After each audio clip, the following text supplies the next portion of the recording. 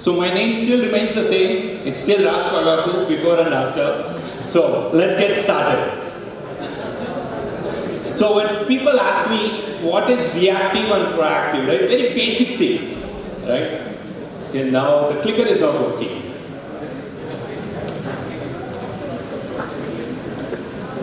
Okay, simple terms. We all know what is reactive. When something is happening, you want to be able to defend and respond to attacks as it is happening.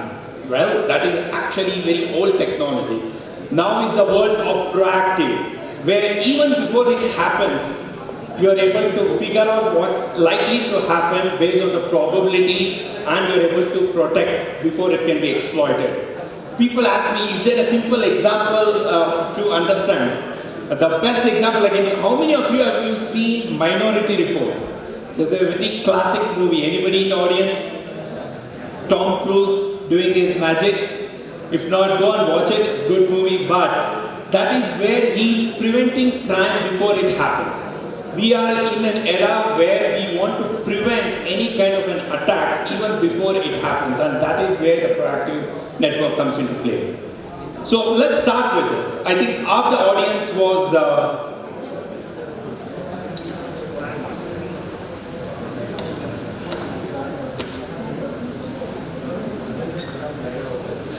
back.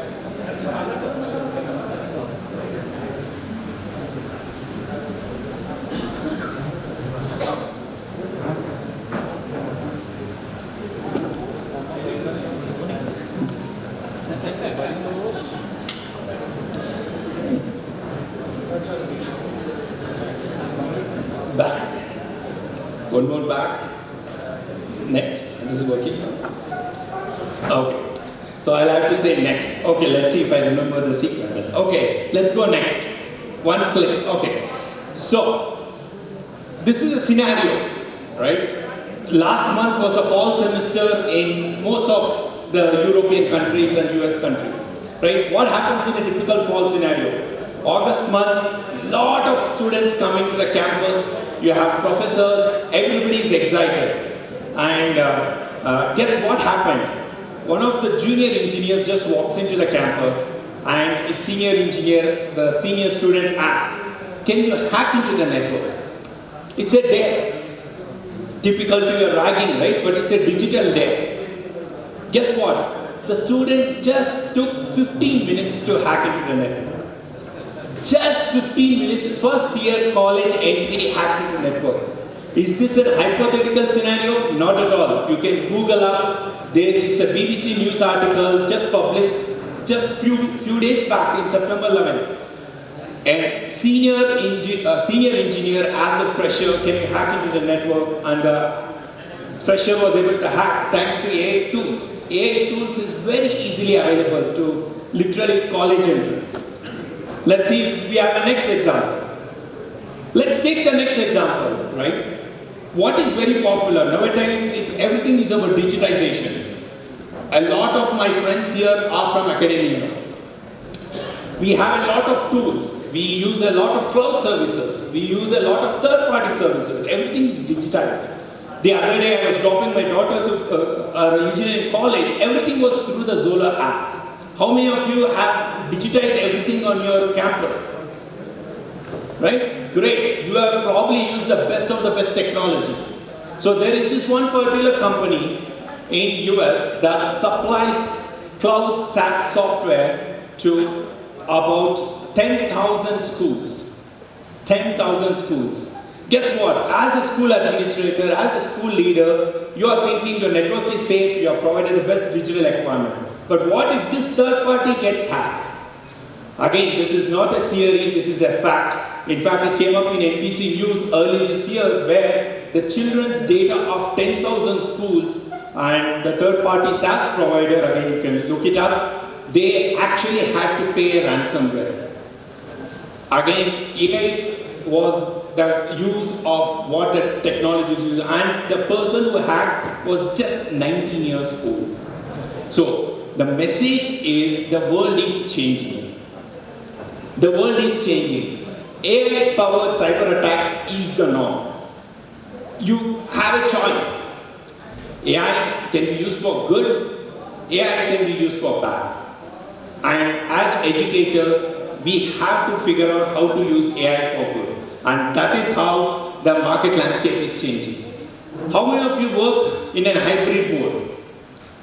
Or there is no difference now, we go home, we work. I see a lot of audience in the here, texting, emailing. World is ubiquitous, right? You are always connected. How do you ensure that whether you are working in campus, outside campus, hybrid, the work challenges is seamless, and that is where some of the zero trust network access comes into play. Last but not the least, this room is very well aware the challenges in the skill shortage, especially in the cybersecurity area. So this is literally the landscape we are dealing with. And if you take it further, all the leaders are experiencing these 4 key challenges. The digital transformation. Investments of nearly $3.4 trillion is happening in 2026. $3.4 trillion. And it's growing, becoming more and more complex. Connected devices over 34.2 billion. IoT devices, nowadays even your refrigerator talks, forget only laptop and smartphones. The refrigerator talks, AC talks, everything is connected. So it's getting more and more complex. And all of this with limited IT resources. As educators, what is your primary goal in the universities? To give the best education to your students, to make it a learning environment. You want the best of the best faculty. But honestly, how many IT teams can you hire? And in fact, 65% of the IT leaders say this skill gap is the critical one. Last but not the least, you get various different technologies, various different solutions, but the security risks continue, and that is costing trillions of dollars for the company. So this is the market landscape we are in.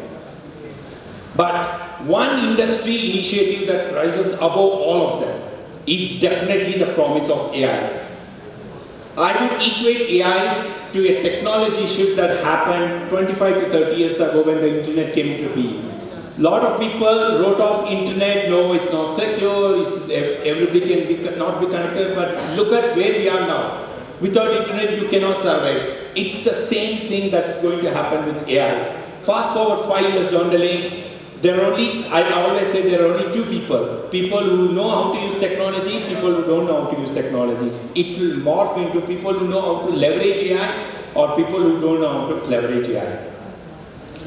And in fact, a research study from BCG has shown that 74% of the companies, they struggle to realize the value of AI. So everybody starts off the AI projects. I'm sure all of us have started, but somewhere along the line, we start running into issues. We hear from our teams, oh, AI is hallucinating. The efficacy is not good. Why? It's not the problem with the AI tools, it's the problem with how we use the AI tools. Why? Poor quality of data. A lot of our information, maybe in some PDF, in some databases, in some text files, these are not AI ready.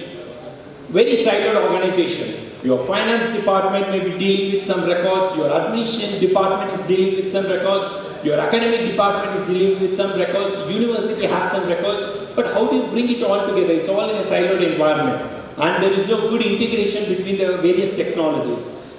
All of this is good, but let's say you get the information. How do you stitch them together? There is no automation. And last but not the least, you don't have a right infrastructure to it. And the infrastructure starts with the network. And that is where Juniper Networks comes into play. We are the pioneers in the AI native network. What do I mean by that? You need a network that is purpose-built with AI for AI. I will stress on the point, with AI for AI. Why with AI? We leverage all the latest AI tools, latest LLM. I don't want to throw all the AI jargons here, reinforced learning, whatever it is, to make our network purpose-built.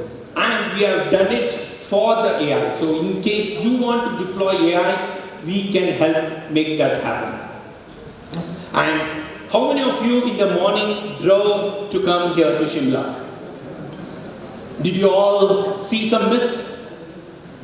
How many of you saw some mist? Right? That's the word I want you to all to remember. You came to Shimla, you saw the mist, and when you walk out of Shimla, you remember one term called the mist, which is our branding for the AI native networking platform. What do we mean by AI native networking platform? First is the right data.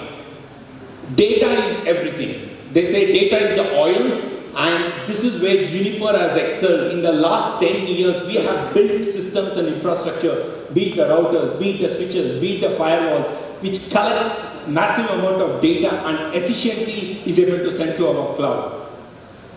And we need to have the right infrastructure for it. And that is where Juniper's infrastructure, where the catalysts, the switches are able to send the telemetry information in a very optimized manner. And you want to make sure it's the right results. And as I said, no hallucination. You want to make sure you get the right results, and that is what the AI native is. Last but not the least is, all of this is great, but if you don't have a security, what's the use? And that is where Juniper comes into the picture with the right AI native based networking and the security platform. Why are we calling it a platform? One speaker at the beginning spoke about products becoming platform. Indeed, it is a platform because you want to make sure all your software, hardware, cloud infrastructure, applications, all are working seamlessly to provide you the protection. And all of it is powered by our cloud. We have our own cloud which helps make seamless decisions. All of it behind the scenes is driven by Marvis. Marvis is our super powerful AI engine that looks at the right data, that looks at the right infrastructure metrics, that looks at the right results in a very secure manner. And this is what Juniper is proud of. This is something that we released last year. That's why we call this the AI for network and the network for AI. Right? Of course, this is a lot of technical terms. In the interest of time, I will run through it, but all this information is available. We have our team members in the booth around the corner. Please feel free to drop by, they'll be happy to help you. And all of it is API driven, so that way we can integrate with different technologies to make it real. And this is all available now. It's not a dream, it is a reality as we speak. I'll give a simple example, right? All of you can relate to it. How many of you use any video conferencing? Zoom, Bait, Teams, right? I think everybody knows. How many of you had a problem with Teams or any favorite video conferencing solution? What do? Typical, currently, what do? We raise a ticket, you call your IT person and you say, hey, kya ho raha hai? What is this happening? The video is slow. What do you think the IT person does today? He has to look at, is it your Zoom application that is running on your system, or is it the network, or is it your laptop that is a problem, or is it the entire campus? And he or she won't give you an answer in 5 minutes.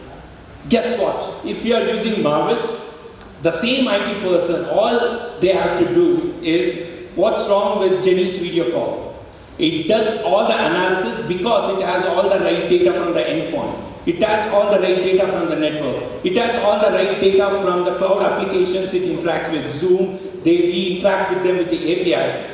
It's able to give you literally a prompt that only Jenny is experiencing high latency, no other application is experiencing latency, and believe it or not, it's the same problem seen across all the sites. And this is not just that, it will say what to do as well. This year we have taken it one more step further. We said, why not we make it, somebody was talking about self-drive cars. Why not we make it a self-driven network? All you have to do is, with a flip of a switch, let Marvis do detect, prevent, proactive. Here is an example where Marvis AI assistant detected that a security camera was no longer streaming. It figured out the right solution and it started streaming, and it just informed you. Just imagine what your IT personnel will feel. He comes in the morning, he takes a sip of coffee, there is no IT tickets to resolve. It's only issues that occurred and were automatically solved. Probably can go back for another cup of coffee. That is the power of what Marvis can offer us. And this is, as I said, right, this is available now. In fact, this is some of the testimonials that we have received from various companies. I would like to focus, given the audience, on the Port Huron schools. The Port Huron school CISO literally told us we are spending 80% less time managing the network. They are focused on what is more important for the academia, teaching, training students, and equipping them. That is the power what Juniper Networks brings to the picture. And that has continued. In fact, we find this across the board. Developers are able to work quickly. Dartmouth, one more schools. The students are seamlessly connecting with each other everywhere. I'll give you a live example. So a common challenge that universities face is network TK either, but as I go into the hallway, there is network flakiness. Let me go to a place where network comes. Hostel, certain floors network work, other floors networks are not proper. Why? It is very difficult to diagnose because when the IT guy goes to diagnose, things have changed. But with the proactive, always on, it can automatically detect if it sees, okay, this conference room is normally empty. So you probably don't need so much of bandwidth in my wireless network. But today, it is seeing 200 people in this network. The system, the wireless access point is automatically able to reconfigure, increase the bandwidth and serve the team. So that is what the proactive networking with security comes into the play. And we are a trusted partner, and what better testimony than what our customers say. 10 out of the 10 global companies, 20 of the largest cloud providers, 17 of the 20 most prominent global universities use our solutions. And that is how successful we are being, and more importantly, we are happy that we have been able to solve the problems for our customers. And this, all of you might relate to it, right? Your on-premises DC, which is your main campus, you have some assets or infrastructure in the public cloud, whichever cloud. Then you have some co-located DC, your partners, your service provider is having some cloud, and you have your AI clusters. What do you need if you have such a complicated data center if an issue is happening? You need seamless, secure connectivity, you need a unified policy engagement, and visibility. Last but not the least is the secure AI ops that we provide. And this is where the architecture and the platform of our firewalls can be deployed in the perimeter, east-west, north-south. Go back to the earlier example I told you. A student logged into his campus and in between 15 minutes he was able to hack. That's an east-west traffic. Very few organizations protect it because of the scale and the performance. Because you trust that within the network things are good. But that is where we come in because of our unified policy and visibility plus the unified management experience using the MIST. And once again, on the security side, here are some stats in terms of the financial companies, the tech companies, the telecom providers that use and benefited from this. Last, and this is an academia conference, right? My key message to academia is, number one, protect. You need to protect your own infrastructure. I think the distinguished speaker was talking, we need to have more patents from India. We need to have more research from India. We need to have more innovation from India. But guess what? All of that is in your infrastructure. If that infrastructure is not secure, that's your intellectual property, IP, that you need to protect. And we also need to educate and prioritize staff awareness. Why? Because it is not just the computer science engineers who needs to know cybersecurity, even the professors, be it an art professor, be it a commerce professor, you need to have some knowledge of cybersecurity, and that is where my urge to all academicians is protect your infrastructure, educate your team. Plus, you also need to take that forward in terms of the training. Inculcate AI as part of regular curriculum. I see universities inculcating, we have a computer science AI major. Fantastic. What about all the other 10 majors? Are they even AI aware? It's okay if they don't build the next generation AI tools, but teach them how to use AI tools. I'll give a classic example. Hopefully I have time, I won't take too much. So, how many of you have been to a circus? Right? Probably most of us have. one of the biggest concerns of circus is fire hazard. And we have a lot of, unfortunately, history of fire hazards in circus. So a fire extinguisher company decided to donate fire extinguisher. Great, right? When a fire happens, you put out the fire. But unfortunately, one more fire happened and the fire wasn't put off. So the fire extinguisher company calls up the circus people and say, why, what happened? We gave you fire extinguisher. Oh, when the fire happened, we threw the extinguisher, just like sand and water. Nothing happened because they forgot to train them on how to use the fire extinguisher. Simple thing, the same thing. All of us here, oh, we have given our employees and students access to Gemini. We have given our students access to ChatGPT Pro. Great. But do they know how to use them? Do they know how to make the right queries? Somebody typed in 8 plus 3 and was expecting 11. The answer became 8. And they said, oh, ChatGPT, wrong. This is a room of engineers. But it was calculating in hexadecimal because you didn't give the context. So it's as simple as that. You need to train everyone and offer, of course, in the education business, you can offer specialized cyber courses. So you might ask me, Raj, all this is good, Juniper is doing. So how can the academia benefit from it? And this is where, thanks to 𝐤𝐴DUskills, we want to thank them for giving us an opportunity to collaborate with them. And this is the Juniper Networks Cloud and Automation Academy. A lot of universities out here have already taken advantage of this. Thank you for being part of our COE program. And 3 key things that we do. We bridge the academia and the industry gap. We promote Juniper technologies, but we also enable our faculties to help train their teachers. So in other words, we help train the faculty who in turn can help train the students. Last but not the least, we equip students to be ready to manage tomorrow's network. Going back to the earlier session, there was a lot of highlight on the number of internship opportunities thanks to 𝐤𝐴DUskills that has been provided. And all these skills is what the companies are looking for. And that is where Juniper Network, Cloud and Academic Association with 𝐤𝐴DUskills comes into play.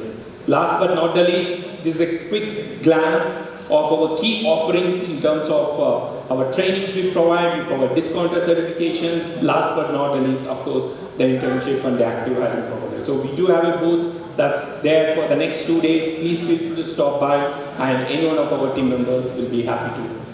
With that, thank you ladies and gentlemen.